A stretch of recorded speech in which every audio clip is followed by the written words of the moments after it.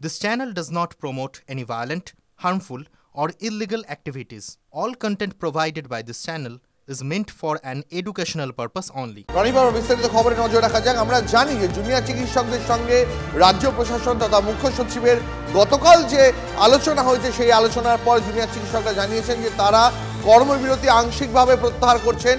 আজ স্বাস্থ্য ভবন থেকে সিজিও কমপ্লেক্স পর্যন্ত মিছিল করবেন জুনিয়র চিকিৎসকরা। আজ দুপুরেই সেই মিছিল হওয়ার কথা রয়েছে। त्योहार और प्यार लाती है रिश्तों में ढेर सारा मिठास। परंपरा वही, सोच नहीं। आदि मोहिनी मोहन कांजीलाल। সকাল থেকেই আমরা ধর্ণাস্থলের দিকে নজর রেখেছি এবং ধর্ণাস্থল এই মুহূর্তে আগের থেকে তার যে জমজমাট ভাব সেটা অনেকটাই লঘু হতে শুরু করেছে, কমতে শুরু করেছে। ধর্ণাস্থল আস্তে আস্তে ফাঁকা হতে শুরু করেছে। কার্যত ধর্ণা তুলে নেওয়া প্রস্তুতি এই মুহূর্তে স্বাস্থ্য ভবনের সামনে।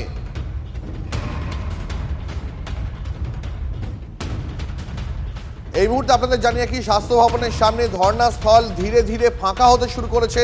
তার কারণ ধর্ণা তুলে নেওয়া প্রস্তুতি শুরু করে দিয়েছেন জুনিয়র চিকিৎসকরা, যারা দীর্ঘদিন ধরে 40 দিন ধরে তারা রাস্তায় বসে আন্দোলন করছিলেন।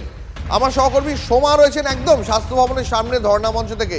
সোমা, সকাল থেকেই ধর্ণা মঞ্চ ধীরে ধীরে ফাঁকা হতে শুরু করেছে। তার মানে জুনিয়র চিকিৎসকরা এবার কোথাও একটা কনভিন্সড, এবার তারা সিদ্ধান্ত নিয়েই ফেলেছেন যে তারা শনিবার থেকে এই কর্মবিরতি আংশিকভাবে প্রত্যাহার করছেন এবং তারা কাজে ফিরে যাচ্ছেন, তাই তো?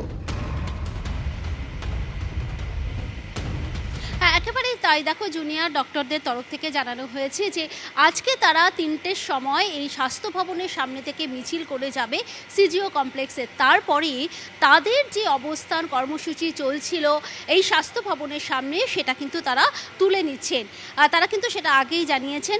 গত 10 দিন ধরে, অর্থাৎ দেখো তাদের যে ধর্ণা, সেই ধর্ণা আজকে 11 দিনে পড়লো। গত 10 দিন ধরে স্বাস্থ্য ভবনের সামনে এই যে ধর্ণা মঞ্চ দেখতে পাচ্ছ, এই ধর্ণা মঞ্চে কিন্তু প্রচুর জুনিয়র ডাক্তাররা ছিলেন। শুধুমাত্র জুনিয়র ডক্টর নয়, তাদের আন্দোলনের পাশে দাঁড়িয়েছিলেন সাধারণ মানুষ, তাদের আন্দোলনের পাশে দাঁড়িয়েছিলেন শিল্পীরাও। যেহেতু আজকে তারা তাদের এই অবস্থান সেটা তারা তুলে নেবেন, তাই কিন্তু ধীরে ধীরে ফাঁকা হচ্ছে মঞ্চ খোলার যে প্রস্তুতি, সেই মঞ্চ খোলার প্রস্তুতি কিন্তু শুরু হয়ে গেছে। ইতিমধ্যে এখানে যে সমস্ত ফ্যানগুলো ব্যবহার করা হতো সেগুলোও নিয়ে যাওয়া হয়েছে। দেখতে পাচ্ছ এখানে যে পরপর খাট সাজানো রয়েছে, এই খাটগুলো কিন্তু আস্তে আস্তে তুলে নেওয়া হবে। যে সমস্ত ক্যাম্প খাটগুলো ছিল সেগুলোও তুলে নেওয়া হয়েছে। তবে জুনিয়র ডক্টরদের তরফ থেকে যেটা জানানো হয়েছে, তাদের যে এই অবস্থান তারা তুলে নিলেও তিলোত্তমা খুনের ন্যায্য বিচারের দাবিতে তাদের লড়াই কিন্তু জারি থাকবে। কারণ তারা বলছেন যে যতদিন না তিলোত্তমা বিচার পান তাদের আন্দোলন জারি থাকবেন। এবং যে কাজের কথা বলছিলেন যে আগামীকাল অর্থাৎ শনিবার থেকে তারা বিভিন্ন হাসপাতালগুলোতে যে জরুরি পরিষেবা রয়েছে সেই জরুরি পরিষেবাতে তারা যাবেন। পাশাপাশি এই ধর্ণা মঞ্চ থেকে কিন্তু গতকাল দেখতে পাচ্ছি সময় একদম শুনশান ফাঁকা, কার্যত একজন আন্দোলনকারী এই মুহূর্তে বসে নেই। অনেক ধন্যবাদ সোমা তোমাকে, যে ছবি তুমি তুলে ধরলে।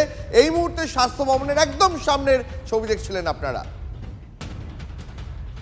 জুনিয়র চিকিৎসকরা তাদের এই আন্দোলন তুলে দেওয়া নিয়ে এবং আংশিকভাবে তারা যে আবার কাজে ফিরছেন এই প্রসঙ্গে কি জানিয়েছেন শোনাই একবার আপনাদের।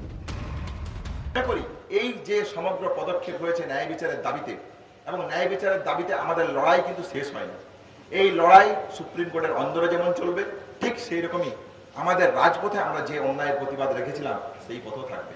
সেই জায়গা থেকেই আমরা কালকে স্বাস্থ্য ভবন থেকে সিজিও কমপ্লেক্স অভিযানের ডাক দিয়েছি বিকেল 3টায়। নজর রাখবো আরো একটা ব্রেকিং নিউজে। আরজিকর কাণ্ডের পর থেকেই থ্রেড কালচারে উত্তাল রাজ্যের মেডিকেল কলেজগুলি। থ্রেড কালচারের তদন্তে এবার কমিটি গঠন মুর্শিদাবাদে। নির্দেশিকা জারি মুর্শিদাবাদ মেডিকেল কলেজের অধ্যক্ষের। তদন্তেও কমিটিতে রয়েছেন 7 জন। বিভিন্ন বিভাগের প্রধান এবং কলেজের ডিন রয়েছেন এই কমিটিতে।